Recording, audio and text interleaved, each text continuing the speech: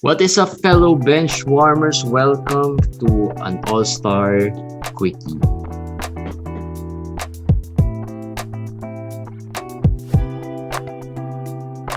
Alright, guys, welcome to an All-Star Break Daily Fantasy Quickie.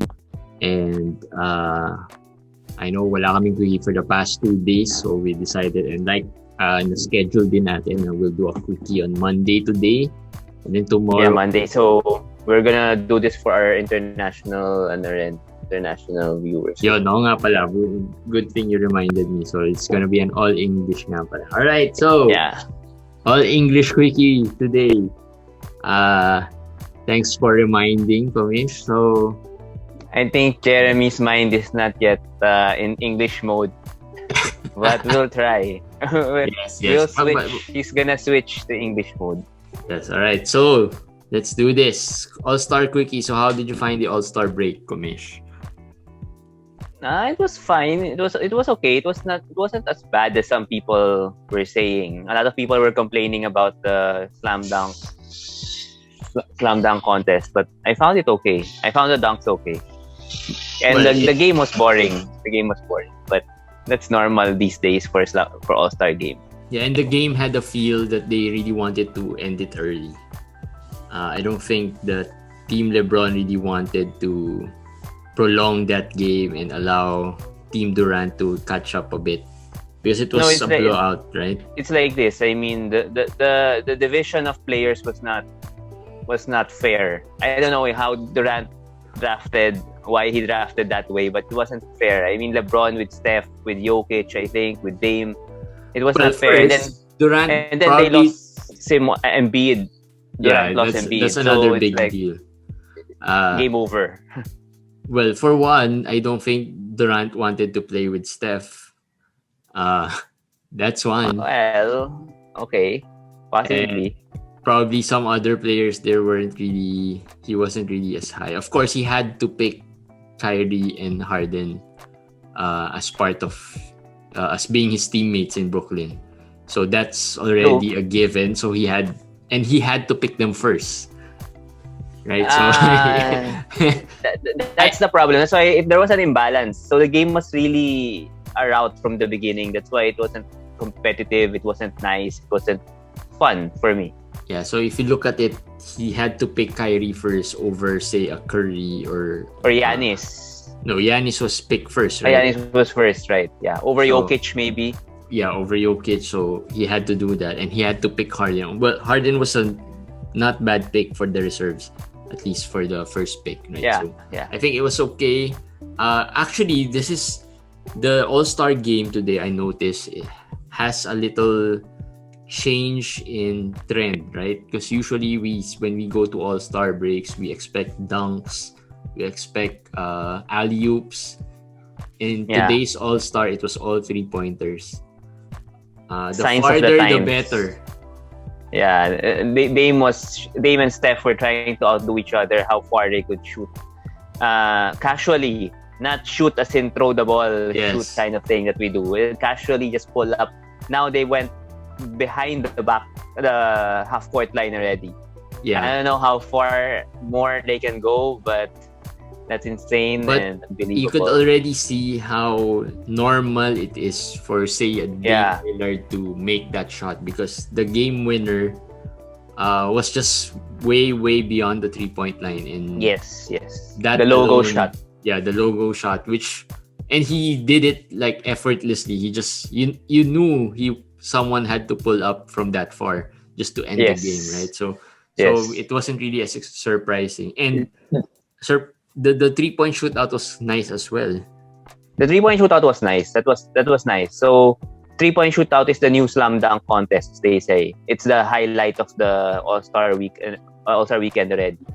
And the All-Star game itself, the Elam ending, the one race to whatever ending, did not have as much of an impact already because it's the second time they did it. So maybe the next time they will try another format. I want the US versus the world format, but maybe after some more years because the world only has, I don't know, 6 or 7 All-Stars. Yeah, and all of them are big men. So that's an imbalance also. But maybe next time they can try that. the 3-point shootout was also a surprise with Conley coming in second. Yes. Compared to some of the... I was just wondering why Dame wasn't there, Beal wasn't there. They would have made it, I would have taken out Donovan or maybe Jaylen Brown out there. Of course, I think they didn't agree. I think they didn't. Yeah, they didn't agree. They probably didn't want to participate. Yes. In the 3-point shootout. So, and of course, Booker did not participate because of an injury. So, it would have been nice to also see Booker there. And again, if you look at if we move to the skills challenge, it was again a big man. Who was the last small man who won the skills challenge? I have no idea. I actually don't follow the skills challenge anymore, so I really don't. I really don't know. It seems like it's always the big man who has, and the big man didn't in the first 3 rounds. The big man didn't miss a 3-point shot. Yeah, I think it's the evolution of the big men, but I also think it's the format of the skills challenge. It's very limited passing. Most of them is just running with the ball and then just taking the pointer or layup or anything. But the original skills challenge was not like that. And I like that better. There was a bounce pass. There was a chest pass. Yeah. I like that better. That's really skills, right? That's the skills. And then there was the dribble around the cones and stuff. That's the skill they should be celebrating and right now, competing in. It seems like it's not even about speed anymore. Yes. Before it was about speed, right? No, right now it's just, I don't know, it's a parlor game kind of skills challenge. I just can't believe that the big man can get to the last last obstacle, which is the 3-point shot, sometimes faster than the smaller guy, or they get there at pretty much the same time. I just can't believe that would happen, considering some of the guards who play. Because of the pass, the pass, the big man like who won today, Sabonis. Sabonis is known to be a good passer, diba? Yeah. The European big men are good passers. So if you pass and you hit it at the first try, you're gonna go first. It's all, even if you're slower, you're gonna go first. Yeah, well, so that's the crucial thing, I guess. The pass and not really the 3-point. Yeah. Anyway, it was a good All-Star considering all the things that happened, but not everyone had a good result or ending for the All-Star. Joel Embiid and Ben Simmons, who were supposed to be part of the All-Star festivities, were left out because they were due to COVID protocols or the contact tracing. They had a barber, I think, who tested positive. Yeah, well, at least this was more clear what the situation was. I wish every case was like this. And this was nothing to do with the All-Star game because they got exposed in Philadelphia before going to the All-Star game. So it was the barber who tested positive. The thing here is this is the same protocol that Dennis Schroeder and Kevin Durant underwent. Yeah. So they have to, as far as I know, they have to test negative 3 times before they'll be cleared to return. And the next game of Philadelphia is Friday, Manila time, so Thursday US time. It's Sunday there right now, so there's still days where they could test those for COVID and get the negative result. So as long as they didn't get infected, this should be a non-issue. At most, they miss 1 game or 2 games. But because they were exposed to the barber, of course, there's always a possibility that they did get infected. Yeah. We hope they did not, but of course, that's a possibility. Yeah, so we'll have to wait for more information about that if they have been testing for negative. But best case scenario, best case scenario, they won't miss any game. Best case scenario is they won't miss any game, but if they don't, assuming they don't test positive, they'd probably miss a game or 2. A game or 2 because they have a back-to-back coming up. That's the problem. Not just the back-to-back. It's, I think, Thursday US time and Friday US time. So it's It's a back-to-back. So if they miss one, might miss the next one also. Yeah. So they'll be good for week 12, I think. But the thing here is, as I said, I feel there will be a surge of COVID cases in the NBA when they come back after the All-Star break, because the players are probably enjoying themselves with some lemon pepper chicken wings or whatever. You know, you don't know where they're going. Like, this one's just a barber. That's a very common thing to do. What about those who are going to the nightclubs and the parties and all those things? So this would be messy for the NBA. Yeah, so coming up, let's see what happens. Hopefully, it won't be as bad, because a lot of fantasy managers are making moves already at this point. In one of my leagues, I have 5 pending trades. 5 pending trades. Yes. Okay. And later on, we can talk some of those trades. But there's 5 pending trades already just in a couple of days. So there have been trades already going on. So hopefully, COVID would not be a big deal after the All-Star break. Another big news for today is Blake Griffin, who will sign with the Brooklyn Nets. Surprisingly, he was bought out by Detroit, although he accepted less money to be bought out. And he decided to sign with the Nets. He gave up $13 million to leave Detroit. That is one of the biggest givebacks in history. Yeah. And we when we were talking about this, we did not believe he's gonna do this, because we were saying it's such a big amount, big salary. Yeah. But apparently he really wants to play and win. So well, kudos to him. Considering the salary, 13 million probably wouldn't be as big relative to what he is getting. I mean, that's still a lot of money, but I don't think for someone like Blake Griffin, who's really earned a lot already over the past few years, I don't think that's a really big deal, considering if you want to chase it. But this is perfect for Detroit. This is perfect for Detroit because this season is almost over anyway. So what's left is only the 39 million next year. He gave up 13 point something million. It was down to 25 million for their salary cap next year. So it's very, very, very crucial for Detroit. Plus, they can move on from him and develop just so many young forwards that they have. But for Blake, fantasy-wise, people have been asking, drop this for Blake. I don't know. Jeremy can tell you because his favorite is Blake Griffin. No. Because when Jeremy sees Blake Griffin in the waiver wire, he wants to add Blake Griffin. Because he always has this name value, but I've gotten over Blake Griffin after he was sitting so many games in the first half of the season. So I already dropped him in one of the leagues. So my question for you is, if you see him again now, will you add him? Probably not. Okay. Not anymore. I feel like he'll still miss a lot of games, and after seeing him play for the first few games of the season, I really feel that he is not as good as he used to be, or not even close to being really good. He'll probably give you some good games, 20 points in a few games. But with this loaded Nets team, I'm not even sure. I think if Durant and Kyrie Irving will miss some games, Blake Griffin would be significant in those games. Yes, I agree. There could be some value with Blake in certain games. But to add him now for like a long-term position in your team, I would not recommend doing that. I think Blake will be given spurts, like 15 minutes or like every 8 minutes per half, something like that, because he's still a big body. So he's gonna help them.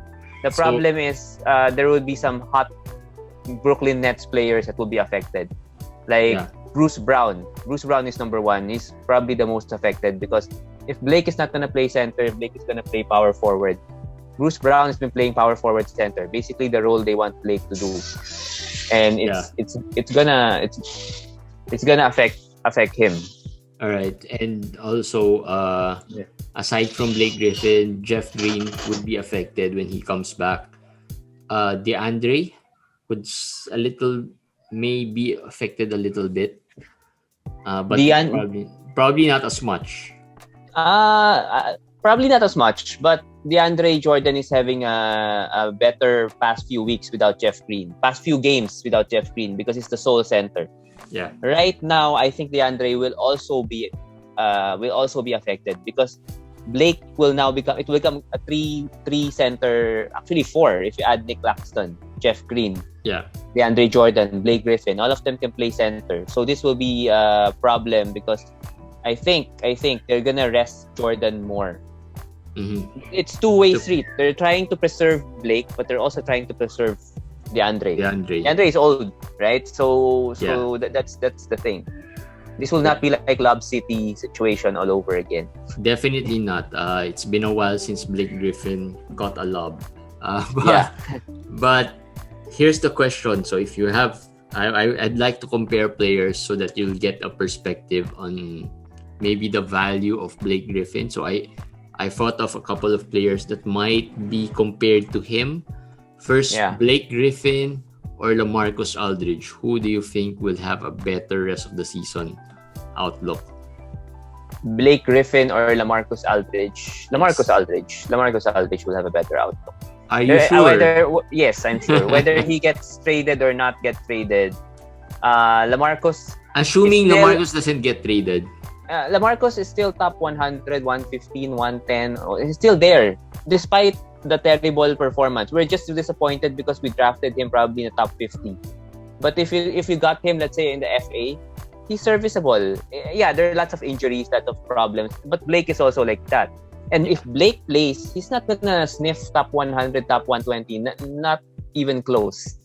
He played with Detroit and he was 219th. So that's too far. He missed too many games though with Detroit. Both of them missed too many games. I mean, so I'm going to go with Lamarcus. That's a easy one. Lamarcus. How about this? Blake Griffin or Kevin Love?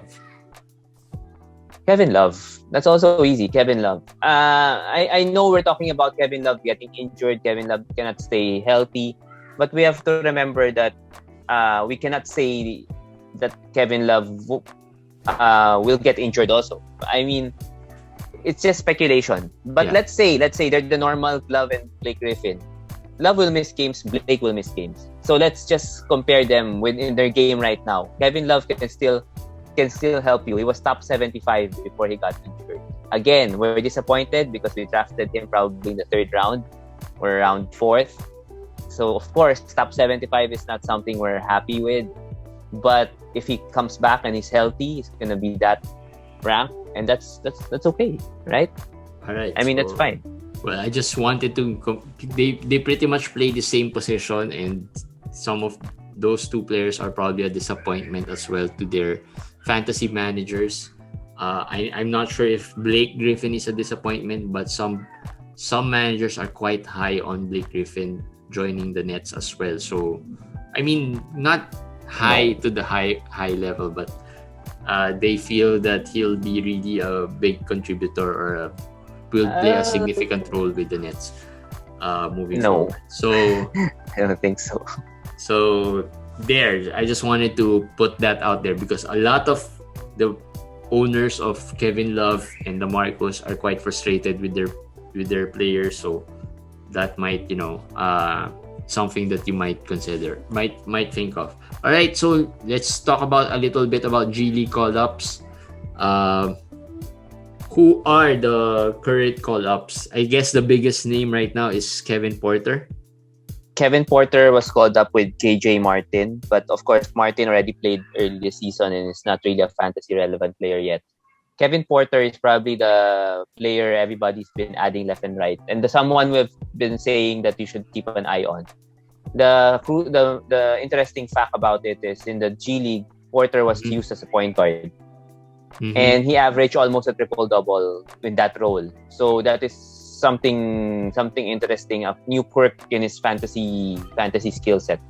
So I like Porter. I have been adding him in 14 team leagues, and I think you should also add him in a sense that if you have an open roster spot, someone to drop, add him. But don't drop Sadiq Bey, don't drop those players who've been producing for Kevin Porter because he's Sadiq Bey and the other players are already producing. Kevin Porter is just a speculative upside play. Yeah. So you have to be careful with that. Aside from Kevin Porter, they already Golden State has already picked up Jordan Poole. He has already had a big game, but I don't think that's a big fantasy relevant. Well, we already know what to do, what Jordan Poole could do when he was playing with the Golden State Warriors last year. So with Steph back and Draymond there and Oubre and Wiseman, this Golden State team is more loaded than when he was still playing with Golden State. So I don't think he'll be any better. Yes. Another player that already played, a rookie, and then is now back in the NBA after being called up is Pokusevski. He was very raw when he played, and we have seen his body. He's very thin, very raw. A lot of people are still high. I was high on him before the season started. I really loved his potential, but it was clear that he was not ready. So it's just a monitor for me. Maybe you see. I think Pokusevski is probably a couple of years away from fantasy. I don't think next year he'll be very relevant fantasy-wise. But maybe a couple of years, 2 years more, 2 to 3 years. I think he's a young player, so he still has room to grow. How about this Moses Brown? Moses Brown, also from OKC, is a big guy from UCLA. He's the best big man of the G League, in my opinion. 20 points, 13 rebounds, and some blocks. I feel he might have value only in the very end. He might be called up and play those last few games kind of situation. I don't think he has enough minutes in OKC to really be someone of value this season. But in the last few games in the playoffs, maybe some name to consider if you see him being used now by OKC. I think you could just remember his name. Yeah, and players like these could be very important, especially if your league finals or your playoffs ends at is played at towards the tail end of the NBA season. So players like these would probably be given some opportunities to. Nico Mannion also from Golden State, the point guard, the rookie point guard. But I think Golden State would probably fight for a playoff. So I don't think Mannion would be able to crack that rotation when he moves to the NBA. No, he started the last game already because Steph rested. He was called up already. Yeah. And I think again, like Moses Brown, he will not crack the rotation in my opinion. But again, in your playoffs, if you reach that far and you see these players, they're gonna rest this guy, and then you see that they're gonna play these guys already the last 3, 4, or 5 games. Then you can add and you can remember that what we said about these guys. They have potential, so if they're be given minutes, they'll be fine. If you have the choice between Poku and Moses Brown, if they're gonna be played together, I'm gonna go with Moses Brown. All right, and that's something to remember. And again, even if they played really well in G League, the NBA is still a different playing field and it's a different level of competition. So there's no really guarantee that they would be able to give you the same numbers or even close to those numbers when they move to the big stage, right? So but these are names you can remember or put them in maybe in your watch list to see if they'll be able to crack the rotation eventually or towards the end of the season. All right, possible breakout players. Okay, let's talk about centers first. I'll group these players into positions so that at least those teams or managers who are looking for maybe centers would be able to choose which players, or we can prioritize them according to their relevance, right? So possible breakout, Commish listed a number of names in the group page, and among the centers, these are Robert Williams, Naz Reid, Isaiah Roby, Justin Patton, and Isaiah Stewart. So I think of all the lists that Commish put out there, I think it's the centers who dominated that list. And really, if you look into the free agent pool, a lot of the centers have fantasy relevant potentials. So who would be the top priority among these centers for breakout? Who is most likely to break out among these centers? For me, the opportunity to play, everybody's been saying Roby because they feel Al Horford is already being rested now. Might be traded, might be shut down, might be whatever. But if we saw already, even if Al Horford is resting, Roby has not been that really great. I mean, he's okay. He's not bad. But if you really want the jackpot player, it's Robert Williams. It's Time Lord. The problem is there's no Al Horford who will rest for Time Lord. Boston is fighting for the playoffs, right? But I'm still gonna go with Time Lord. He's getting 15 to 20 minutes. If he gets 25 minutes every game, he's like Boucher already. Yeah. If I'm gonna tell you you're gonna get Boucher in the free agency or waiver wire, you just say, okay, I'll take it, right? So he cannot be in your FA right now. He has to be added. I think Robert Williams on a 14-team league is already not available there. But he's being dropped. He's being dropped sometimes. There are times he's still being dropped. He's being streamed at times because of the three-way logjam in the Boston rotation. Yes. But in a 12-team league, he probably is a borderline stash or hold for a teamer 12-team league. But definitely in a 16-team league, he should be there. I will say even in a 12-team league, he should be added. I'm high on him. Okay, so let's, you can already maybe stash him there, or if you can, take the some of the non-productive games he has, then maybe it's a good stash as well. So next to Robert Williams, who is the next must add? Because I think Robert Williams everyone would probably agree Robert Williams has the highest potential among these. And maybe Stewart, Patton, Roby, and Naz Reid pretty much are on the same level, wherein they would only get the minutes if someone gets injured. Yes. Or someone goes down or someone gets rested. But agree. Who among these would most likely get more playing time moving forward? I will still say Roby, because I still say Horford is probably gonna... Roby can play power forward for one, and Horford is already being rested. So I would say Roby might get more minutes. But if you're asking me, if let's say everybody gets their chance, those who will get injured gets injured, who's the best player? That's Naz Reid. That's Naz Reid. And Naz Reid should also be added because especially if you own Cat, if you own Cat, you should add Naz Reid, and you should handcuff Cat with Naz Reid. He's still getting 15 to 20 minutes, but they have a new coach. Maybe if Vanderbilt doesn't work out, maybe they'll go to Reid as a power forward. That can be a path to minutes, and that's very possible. So in terms of potential minutes, Naz Reid and Roby is next in my list. Those two of them. Okay, and then moving on to a power forward, it's either Bazley here, and Okoro I think has a power forward. Yeah. Does he have a power forward position? Yes, I think. Small forward, power forward, I think. Yeah. So it's Bazley or Okoro who has the better... I probably say it's Bazley, right? Yeah. Me too. He has been playing well. 3 double-doubles the past 4 games before the break. And with Bazley, remember the bubble, he started to play well when the bubble came along. I think maybe that's something with him. Maybe he took some time to find his role, find his shot, find his everything. I think he's starting to get it already. There are still games like he'll get 0 of 7, 0 of 8, 1 of 12.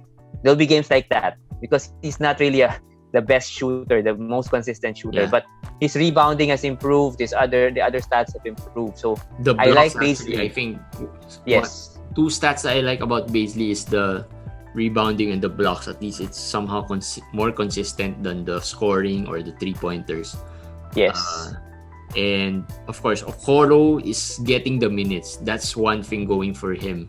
He is getting the minutes. He has been hot a couple of weeks ago. The last game wasn't too good. But the problem with I guess the problem with Okoro is that in Cleveland there are a lot more players who are better than players in offensively. than players in Oklahoma, because in Oklahoma it's pretty much SGA, and then everyone's pretty much on the same playing field, right? Basically, and the other guys.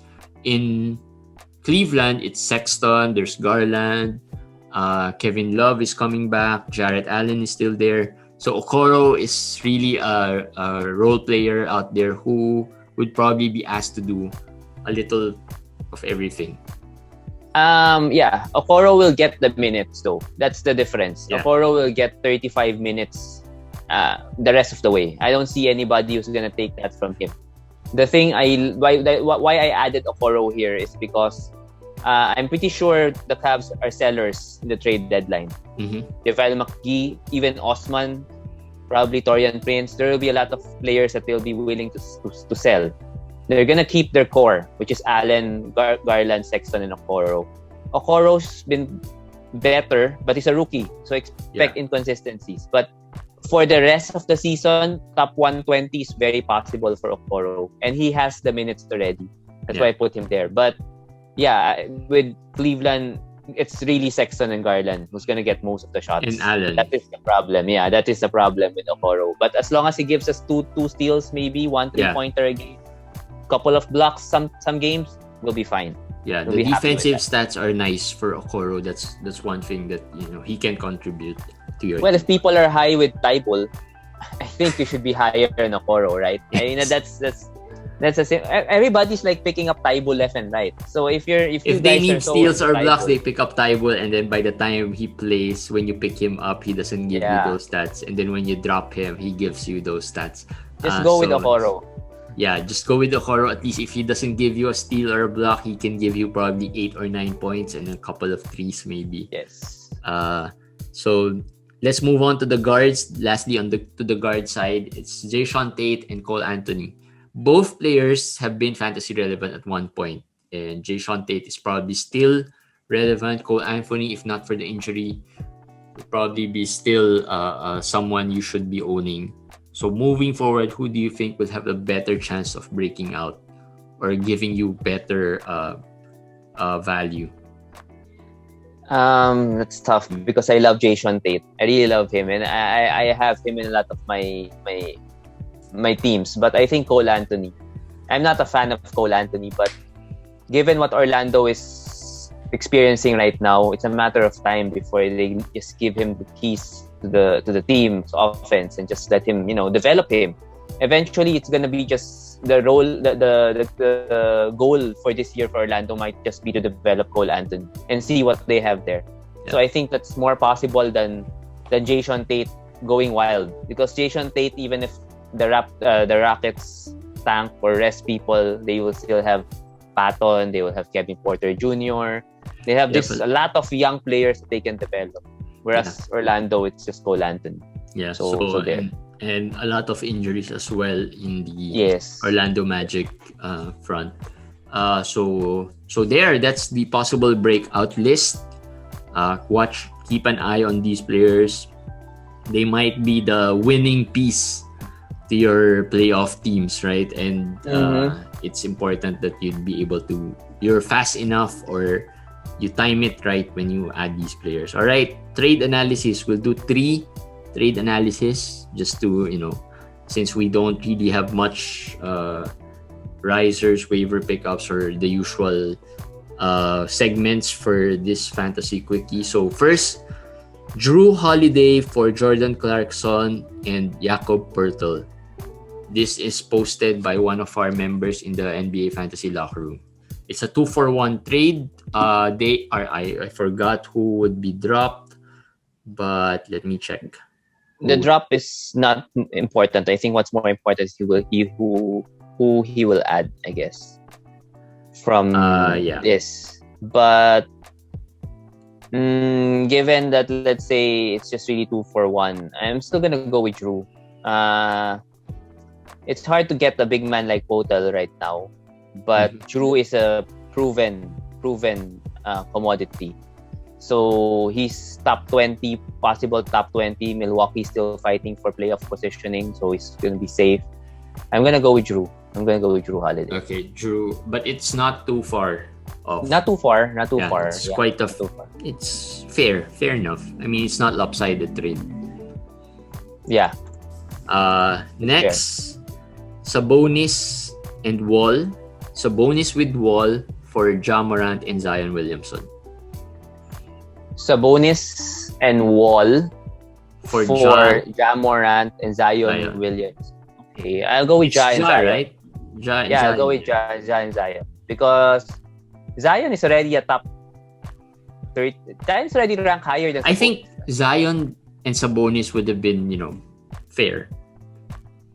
Zion for Sabonis, yes, it's fair. But Zion has already overtaken Sabonis, actually. Yeah, so but I think rankings-wise, they might not be equal, but they're quite close. But Ja and Wall is probably a little bit more lopsided at this point. Yes, a lot lopsided already. Yes. Even the outlook. Yeah, so there. I think it's clearly Ja Morant and Zion. And this last one is a trade I made today, and I asked Com about this. Also, Steph Curry plus Markieff Morris for DeJounte Murray and Chris Middleton. It's a fair trade, right? It's Steph a fair Curry trade. plus Markieff Morris for DeJounte, and I went with Steph there, right? I mean, you got Steph, right? I'm getting Steph. This was a trade with Bert Monroy, one of our followers as well. So I still like Steph. I mean, he's number 2 overall. I feel you won't stick with Markieff Morris anyway. I think you're gonna improve that player. You're gonna stream and get better players. So I'm gonna go with Steph. What I told Jeremy is that with this kind of trade, you really have to nail the other part of the trade, which is the +1. Markieff is not that one. Right now, maybe Markieff is okay. Whoever is hot right now. Whoever is hot, you have to get them so that this trade makes sense for you. Yeah, eventually I'll probably drop Markieff. That's the challenge for me. That's why it was a little bit harder for me to decide on this. If this was early in the season, I'll probably take Steph anytime. But I am currently at 8th place, and I'm giving up some depth from my lineup with DeJounte and Middleton. So that might pose as a challenge for me as I am fighting for that last playoff spot. But we'll never know if we didn't pull the trigger, right? So might as well. This was offered to me. Sounds fair, at least from the player's perspective. I think it's fair enough. And in my other league, I gave up some assets as well for Harden, and it's working out fine. So maybe this would work out fine. So hopefully, let's see. And the player I traded this with is already number 1 in the league, and I think he's adding more depth to his team, considering he already has Beal, I think, and a few good players right now. So I think he is trying to position himself, getting ready for the playoffs. All right, so that's it for our Daily Fantasy Quickie in this All-Star break. Tomorrow, just to remind you, we'll have live Q&A session. We'll post it. We'll post the time. We haven't really talked about the time, but we'll post the time. We'll have Max with us. I'm not sure if you remember Max, but Max is guested in one of our episodes. I think it's episode 13. So you can check that out. And then on Wednesday, we'll probably do another quickie before Thursday's start of the actual games. So watch out for that. All right, we'll see you again tomorrow for Daily Fantasy Quickie. Bye, guys. Bye-bye.